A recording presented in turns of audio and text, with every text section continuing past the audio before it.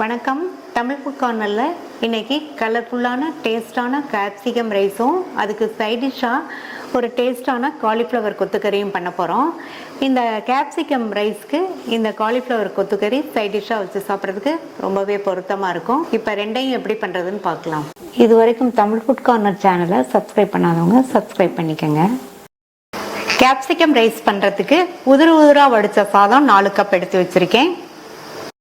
3 colour கேப்சிகத்தை சின்ன சின்ன சதுர துண்டுகளாக கட் பண்ணி வச்சுருக்கேன். இந்த அளவுக்கு இந்த மாதிரி நீங்கள் கட் பண்ணுறதுனாலும் கட் பண்ணிக்கோங்க, அல்லது நீல சைஸில் கட் பண்ணுறதுனாலும் கட் பண்ணிக்கோங்க. இதை 3மே சேர்ந்து 350 கிராம் இருக்கும்.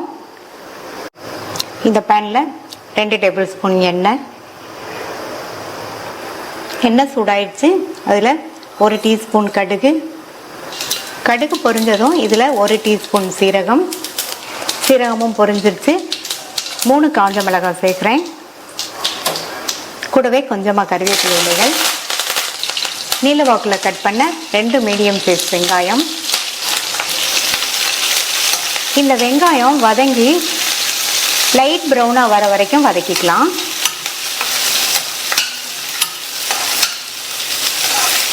இந்த அளவுக்கு லைட் ப்ரௌனாக வந்ததுக்கப்புறமா இது கூட 1/2 டேபிள் ஸ்பூன் அளவுக்கு இஞ்சி பூண்டு விழுதையும் சேர்த்து அதனுடைய பச்சை வாசனை போக வதக்கிக்கலாம்.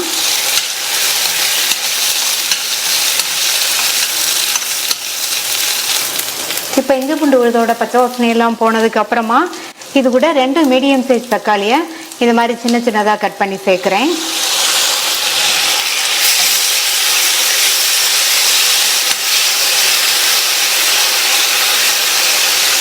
தக்காளியை லேசாக வதக்கியாச்சு. இது கூட 2 பிஞ்சு மஞ்சள் தூள், 1/2 டீஸ்பூன் தனி மிளகாத்தூள் சேர்க்குறேன். மிளகாத்தூள் உங்களுடைய காரத்துக்கு தகுந்தபடி நீங்கள் சேர்த்துக்கோங்க. அடுத்து 1/2 டீஸ்பூன் கரம் மசாலா தூள். இந்த மசாலாவுக்கு தேவையான அளவு உப்பையும் சேர்த்துக்கலாம். சேர்த்துட்டு நல்லா கலந்து விட்டுருங்க. நம்ம சேர்த்த அந்த மசாலா தூளோட பச்சை வாசனை போக ஒரு 2 நிமிஷத்துக்கு வதங்கட்டும்.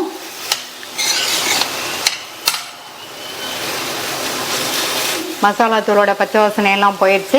கட் பண்ணி வச்ச கேப்சிகத்தை இதில் சேர்த்துடலாம்.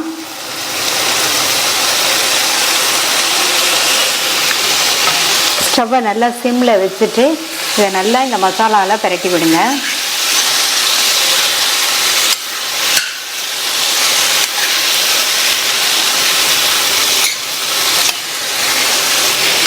நான் சாதத்தில் உப்பு போட்டிருக்கிறதுனால இந்த மசாலாவுக்கு மட்டும் தேவையான அளவு உப்பு சேர்த்துருக்கேன். நீங்கள் சாதத்தில் உப்பு போடலைன்னா மசாலாவோடு சேர்க்கும்போது உப்பு கொஞ்சம் கூட சேர்த்துக்கங்க. மசாலாவில் நல்லா பரட்டி விட்டுட்டு மூடி வச்சுருங்க. ஸ்டவ் சிம்மில் இருந்தது, இப்போ கொஞ்சம் கூட்டி வச்சுக்கோங்க. இந்த மசாலாவோடு சேர்ந்து இந்த கேப்சிகம் 5லேருந்து 6 நிமிஷத்துக்கு வதங்கிட்டு இருக்கட்டும். வெந்துட்டு இருக்கும்போது இடையில ஓப்பன் பண்ணி பார்த்து இந்த மாதிரி கிண்டி விட்டு இந்த கேப்சிகம் எந்த அளவுக்கு வெந்திருக்குன்னு செக் பண்ணிக்கோங்க.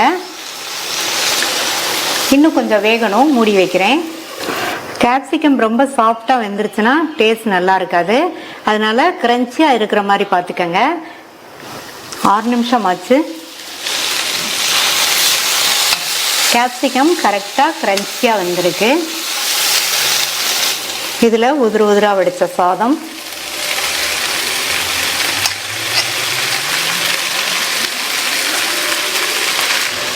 கூடவே 2 டீஸ்பூன் நெய் சேர்க்குறேன். பொடியாக கட் பண்ண கொத்தமல்லி இலைகள். ஸ்டவ்வை நல்லா சிம்மில் வச்சுட்டு நல்லா கிண்டி கொடுங்க, எல்லாம் ஒன்றா மிக்ஸ் ஆகுற மாதிரி.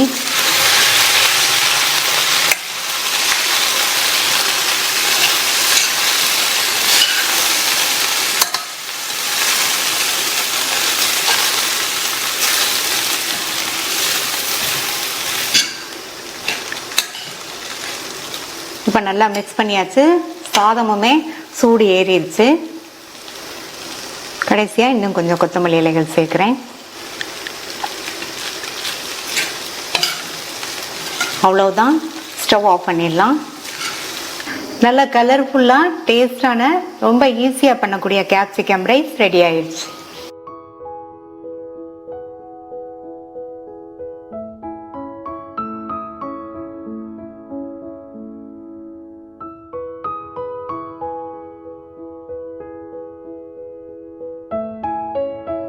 இப்போ இந்த கொத்துக்கறிக்கு தேவையான மசாலாவை வறுத்தரைச்சிடலாம். இந்த பேனில் 1 டேபிள் ஸ்பூன் கொத்தமல்லி விதை, எண்ணெய் எதுவும் சேர்க்க வேண்டாம், வெறும் கடாயிலேயே வறுத்துக்கலாம். இது கூட 1 டீஸ்பூன் மிளகு, 1 டீஸ்பூன் சீரகம், அரை டீஸ்பூன் சோம்பு, ஒரு சின்ன பீஸ் பட்டை, ஒரு அன்னாச்சி பூ, 2 ஏலக்காய், 2 கிராம்பு, எல்லாத்தையும் வாசனை வர வரையும் வறுத்துக்கலாம்.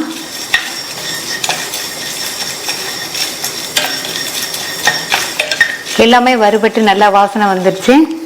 இது கூட 4 காஞ்ச மிளகாய், 2 காஷ்மீர் மிளகாய் சேர்க்கிறேன். மிளகு சேர்த்துருக்கிறதுனால இந்த அளவு காரம் சரியா இருக்கும்.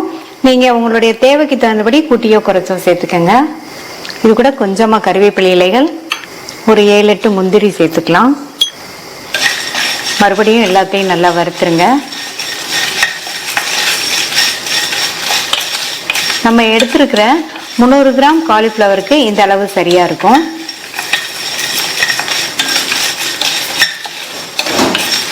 இப்போ எல்லாமே நல்லா வறுபட்டுருச்சு. ஸ்டவ் ஆஃப் பண்ணிட்டு இது கூட 1 டீஸ்பூன் கசகசா சேர்த்துக்கங்க. கசகசா வந்து பேன் ஹீட்லேயே நல்லா வறுபட்டுரும். இது ஆறுனதுக்கு அப்புறமா மிக்ஸி ஜாரில் சேர்த்து பவுடராக அரைச்சிக்கலாம்.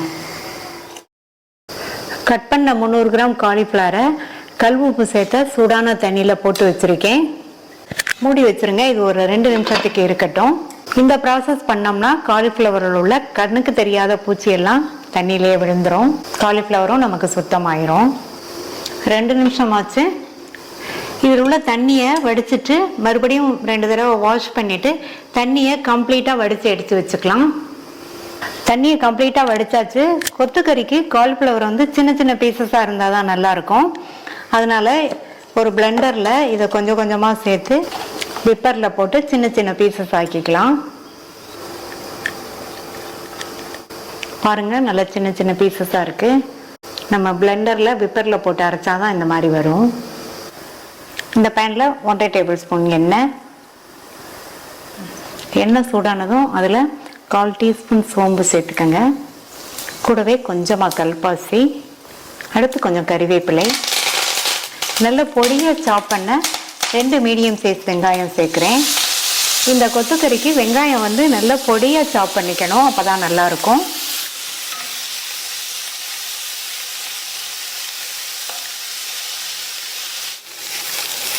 வெங்காயத்தை லைட்டாக இந்த மாதிரி கலர் மாறுற அளவுக்கு வதக்கிட்டு இது கூட அரை டேபிள் ஸ்பூன் இஞ்சி பூண்டு விழுதையும் சேர்த்து பச்சை வாசனை போக 1 நிமிஷம் போல் வதக்கிக்கலாம்.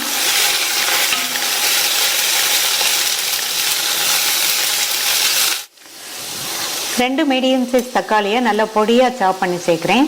புளிப்பில்லாத தக்காளிங்கிறதுனால நான் 2 சேர்த்துருக்கேன்.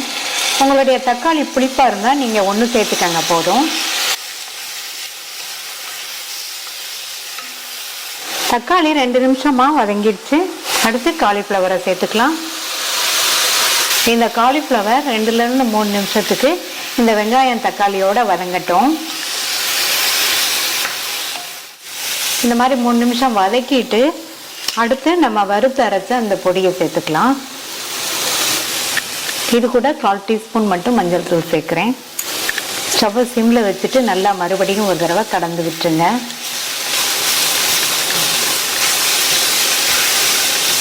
இந்த பொடியை சேர்த்தோடனே நல்ல ஒரு வாசனை வந்துட்டுருக்கு.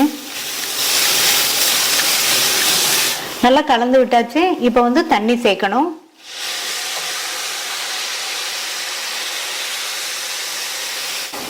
ஒன்றரை கப் அளவுக்கு தண்ணி சேர்த்துருக்கேன். இப்போ இந்த கொத்துக்கறிக்கு தேவையான அளவு உப்பு சேர்த்துட்டு கொஞ்சமாக கொத்தமல்லி இலைகளையும் சேர்த்துருங்க.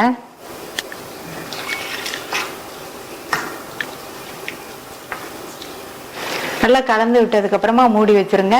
ஸ்டவ் மீடியம் ஃப்ளேமில் இருக்கட்டும். மசாலாவோடு சேர்ந்து காலிஃப்ளவர் 4லேருந்து 5 நிமிஷம் வேகட்டும். இடையில ஓப்பன் பண்ணி பார்த்து கிண்டி விட்டுக்கங்க. 5 நிமிஷம் ஆச்சு. மசாலாவோடு சேர்ந்து காலிஃப்ளவர் நல்லா வெந்துருச்சு. இதில் கொஞ்சமாக கொத்தமல்லி இலைகள் சேர்த்துடலாம். நல்லா கலந்து விட்டாச்சு. ஸ்டவ் ஆஃப் பண்ணியாச்சு. கமகமன் வாசனையோட டேஸ்டான காலிஃப்ளவர் கொத்துக்கறி ரெடி ஆயிடுச்சு.